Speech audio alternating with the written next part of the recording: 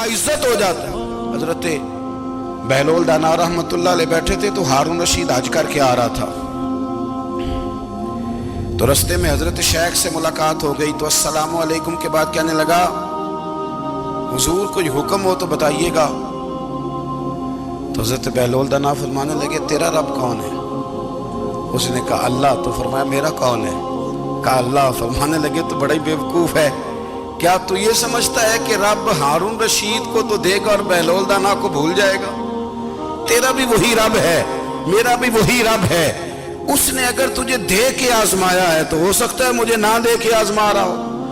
जब उसकी हिकमत के तकाजे होंगे तो अता करेगा और देगा। तू जा अपना काम कर।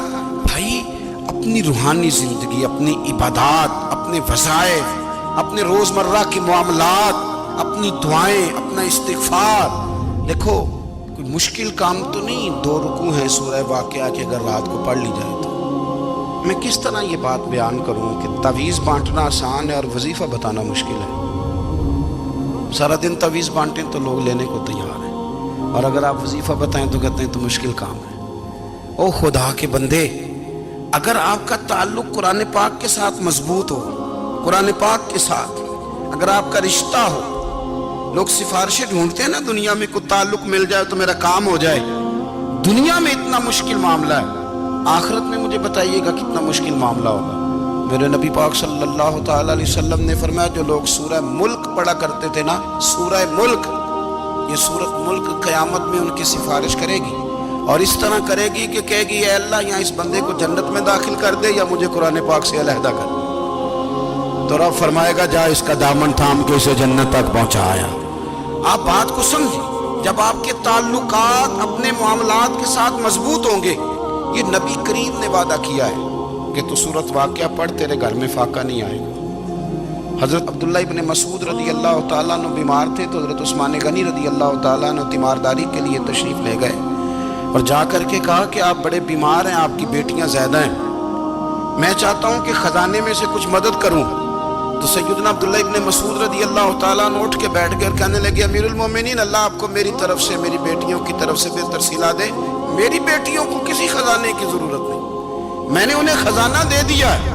कहा जनाब आपने कौन सा खजाना दिया है, मैं आपके माली मामलात को जानता हूँ। तो फरमाने लगे, अमीरुल मोमिनीन, मेरे नबी करीम ने फरमाया है, जो सूरत वाक़िया पढ़े उसे कभी फाका नहीं आता। मैंने बेटियों को याद करा दी है, ये खजाना मैंने उन्हें दे दिया है। वो सारे वालिदैन सुने जो बेटियों के लिए परेशान रहते। हजरत अब्दुल्लाह इब्न मसूद नसीहत कर रहे हैं, फरमाने लगे, मैंने सूरत वाक़िया याद भी करा दी है, पढ़ने की आदत भी डाल दी है। हुजूर ने फरमाया है, जो सूरत वाक़िया पढ़े उसे फाका नहीं आता। कहने लगे, चांद तो अपनी जगह छोड़ सकता है, सूरज गिर सकता है, तारे टूट सकते हैं, पर मदीने वाले रसूल की बात गलत नहीं हो सकती। हुजूर ने फरमाया, फाका नहीं आएगा तो इंशाअल्लाह कभी भी नहीं आएगा। करने का काम यह है कि हम अपने मामलात, अपनी इबादत, अपनी दुआएं, कभी 10 मिनट आदत हो जाए ना दुआ मांगने की, अलहदा से रात को। हुजूर ने फरमाया, जो फ़र्ज नमाज के बाद दुआ मांगे अल्लाह उसकी कबूल कर लेता है। नबी पाक सल्लल्लाहु ताला अलैहि वसल्लम ने फरमाया, अल्लाह मुसाफिर की दुआ कबूल फरमाता है। हुजूर ने फरमाया, अल्लाह मजलूम की दुआ कबूल फरमाता है। हुजूर ने फरमाया, बीमार से दुआ कराओ, अल्लाह उसकी दुआ कबूल फरमाता है। मेरे नबी पाक ने फरमाया, माँ बाप जब भी औलाद के लिए हाथ उठाएं, वैसे तो बुल्ले शाह तो आसमानी उड़दियां ही फड़ दें, जेड़ा घर बैठा उन्होंने बढ़िया ही नहीं। हुजूर फरमाने लगे, माँ बाप जब भी औलाद के लिए दुआ फरमाएं, अल्लाह उनकी दुआ को कबूल करता है। आप अपना ताल्लुक बनाएं दुआ के साथ, इबादत के साथ, मुसल्ले के साथ रिश्ता बनाएं, इस्तिग़फ़ार पढ़ें। सलाहुद्दीन अय्यूबी सलेबी जंगों में थे, रात को मस्जिद अक्सा में नमाज पढ़ी तो परेशान थे। एक बुजुर्ग से मुलाकात हुई तो वो कहने लगे कि आप बड़े परेशान हैं। कहने लगे, हुजूर परेशान इसलिए हूँ कि पहले ही मुसलमान कमज़ोर है, अब मैंने सुना है दुश्मन का एक बहरी बेड़ा वो जंगी सामान से भरा हुआ आ रहा है, तो अब उनके पास और तलवारें और नेज़े आ जाएंगे, मुसलमानों के पास पहले ही वसाइल की कमी है, परेशान हो किस तरह करके मुकाबला करेंगे। یہ بات کہتے ہی صلاح الدین ایوبی نے بزرگوں سے کہا حضور آپ بھی دعا کرنا، دعا کی بڑی طاقت ہے۔ میرے نبی پاک نے فرمایا دعا مومن کا ہتھیار ہے، دعا مومن کا حضور نے فرمایا تقدیر کو سوائے دعا کے کوئی چیز نہیں بدل سکتی۔ دعا مومن کا ہتھیار ہے، یہ کافر کے پاس کوئی نہیں، یہ ہتھیار ہے مومن کا۔ اللہ کرے آپ کو سمجھ آئے، پھر سنیں، کئی بار کہہ چکا ہوں یہ ہتھیار ہے۔ کافر کے مقابلے میں جو تیرے پاس سب سے بڑا ہتھیار ہے وہ دعا ہے۔ دعائیں کرانی چھوڑ دی، کرنی چھوڑ دی، لینی چھوڑ دی۔ حضرت سیدنا انس بن مالک رضی اللہ تعالیٰ عنہ فرمایا کرتے تھے میں نے وہ رنگ دیکھا ہے جب حضور دعا مانگتے تھے اور حضور کی مقدس آنکھوں میں آنسو بھی ساتھ ہی بہا کرتے تھے، میں نے وہ انداز دیکھا ہے۔ تو صلاح الدین ایوبی بزرگ سے کہنے لگے آپ بھی دعا کیجیے، اور خود رونے لگے اور سر سجدے میں رکھ کے رونے لگے، اور عشاء سے لے کر فجر تک روئے، خوب روئے۔ صبح وہ بزرگ آئے تو صلاح الدین ایوبی کا خوبصورت اور ہنستا ہوا چہرہ دیکھا، کہنے لگے آپ بڑے خوش ہیں، رات تو میں نے بڑے روتے ہوئے دیکھا تھا۔ تو کہنے لگے حضور وہ جو بحری بیڑا آ رہا تھا نا وہ پانی میں ڈوب گیا ہے، اب وہ نہیں آ رہا، ابھی خبر آئی ہے تو میں بڑا خوش ہوں۔ بزرگ کہنے لگے اٹھ سینے سے لگ اور سن ایک بات، وہ بحری بیڑا پانی میں نہیں ڈوبا، وہ تیرے آنسوؤں میں ڈوب گیا ہے۔ وہ جو تو رات رویا ہے نا رب کریم کی بارگاہ میں تو وہ ڈوب گیا ہے۔ حضرت عائشہ صدیقہ رضی اللہ تعالیٰ عنہ فرماتی ہیں ایک عورت تھی اور اسے نبی پاک صلی اللہ تعالیٰ علیہ وسلم نے نا وہ کلمہ پڑھ کے مسلمان ہوئی، مدینہ طیبہ آ گئی تو حضور نے مسجد نبوی شریف میں اس کے لیے مکان، ایک سادہ سا کمرہ ساتھ مسجد کے بنوا دیا، وہیں رہنے لگی۔ اکثر وہ سیدہ طیبہ کے پاس آتی تو حضرت عائشہ صدیقہ رضی اللہ تعالیٰ عنہ فرماتی ہیں وہ بڑی باتیں سناتی اور آخر میں کہتی وہ ہار والا دن بھی بڑا عجیب دن تھا اور میرے رب کی قدرتوں کا دن تھا، وہ بھی بڑا عجیب دن تھا۔ سیدہ عائشہ صدیقہ رضی اللہ تعالیٰ عنہ ایک دن فرمانے لگی کہ تو ہار والے دن کا بڑا ذکر کرتی ہے، وہ کیا دن تھا؟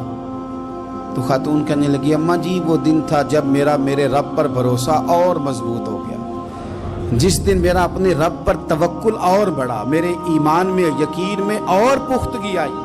کہنے لگی میں ایک گھر کی کنیز تھی، نوکرانی تھی، اس گھر میں ایک بچی تھی جس کے پاس سونے چاندی ہیرے جواہرات کا ہار تھا۔ اس زمانے میں نا چمڑے کے اوپر لوگ ہیرے جواہرات لگاتے تھے، کئی دفعہ سرخ رنگ کے چمڑے پہ لگائے جاتے تھے، وہ بچی پہنتی تھی تو کہتی ہوں بچی کے اس نے اتار کے رکھا یا اس سے گرا وہ ہار تو چیل اسے اٹھا کے لے گئی گوشت سمجھ کے اور میرے سامنے اٹھا کے لے گئی۔ گھر والوں نے مجھ سے پوچھا، یہ بخاری میں موجود ہے، گھر والوں نے پوچھا مجھ سے کہ وہ ہار کہاں ہے تو میں نے کہا چیل اٹھا کے لے گئی۔ گھر میں کچھ چوری ہو جائے تو سب سے پہلا الزام کس پہ لگتا ہے؟ ملازمین پہ۔ کہتے انہوں نے مجھے بڑا مارا، بڑی تکلیف تھی، حتیٰ کہ میری شرمگاہ تک کی تلاشی، میری عزت اتنی خراب کی میں بتا نہیں سکتی۔ میں نے اپنی زندگی میں ایک واقعہ دیکھا، ایک امیر گھر میں چوری ہو گئی، ملازم کو اتنا مارا کہ وہ چارپائی پہ پڑ گیا، پولیس والوں سے اتنی مار پروائی گئی کہ وہ بیچارہ چارپائی پہ پڑ گیا، اور پھر وہ اتنا بیمار ہوا اور کچھ دنوں کے بعد پتہ چل گیا کہ چور تو اپنا بیٹا ہے ان کا، پھر اس کا انتقال ہو گیا۔ اب وہ سیٹھ صاحب اور گھر والے آ کے نا مرنے والے کے کان میں معافیاں مانگ رہے ہیں، کان میں۔ تو میں نے ان سے پھر کہا تھا کہ یہ تو اب چلا گیا ہے، تمہارا زور چلتا تھا نا تو تم نے قانون خریدا اور تم نے اسے جتنا ہو سکا تم نے اسے مار پڑوائی، تمہارے پاس جو عدالتیں تھیں تم نے وہاں کارروائی کی، اب ایک عدالت قیامت کے دن لگے گی۔ یہ کمزور تھا نا، کچھ کر نہیں سکا۔ میرے نبی پاک صلی اللہ علیہ وسلم نے فرمایا سن لو، اگر سینگ والی بکری نے بغیر سینگ والی بکری کو تکلیف دی ہوگی نا تو قیامت کے دن اسے بھی بدلہ دینا پڑے گا کہ تیرے پاس سینگ تھے اور تو نے اسے مارا تھا۔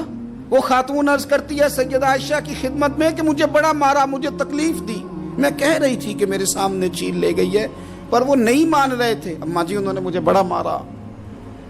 حضرت عائشہ صدیقہ کہتی ہیں پھر کیا ہوا؟ کہنے لگی اماں جی جب کوئی میرا مددگار نہ رہا مجھے تکلیف دے رہے تھے، رسوا کر رہے تھے، تو میں نے اپنے رب سے مدد چاہی، میرے رب کی طرف میں نے توجہ کی، میں نے کہا مالک اب تو ہی میرا مددگار ہے۔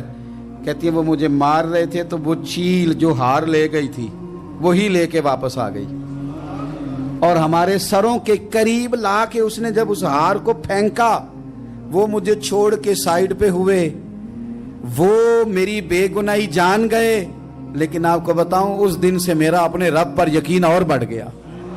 مجھے سمجھ آ گئی کہ جب انسان پورا ٹوٹ جاتا ہے اور جب کوئی چاروں جانب اس کا مددگار نہیں ہوتا تو رب تو ہوتا ہے نا، اللہ تو اس کا مددگار ہوتا ہے نا، وہ تو پھر اپنے اس بندے کی مدد کرتا ہے نا، پھر وہ تو توانائی دیتا ہے نا، وہ تنہا نہیں چھوڑتا، وہ تو آنسوؤں والوں کے آنسوؤں پہ بڑا کرم فرماتا ہے۔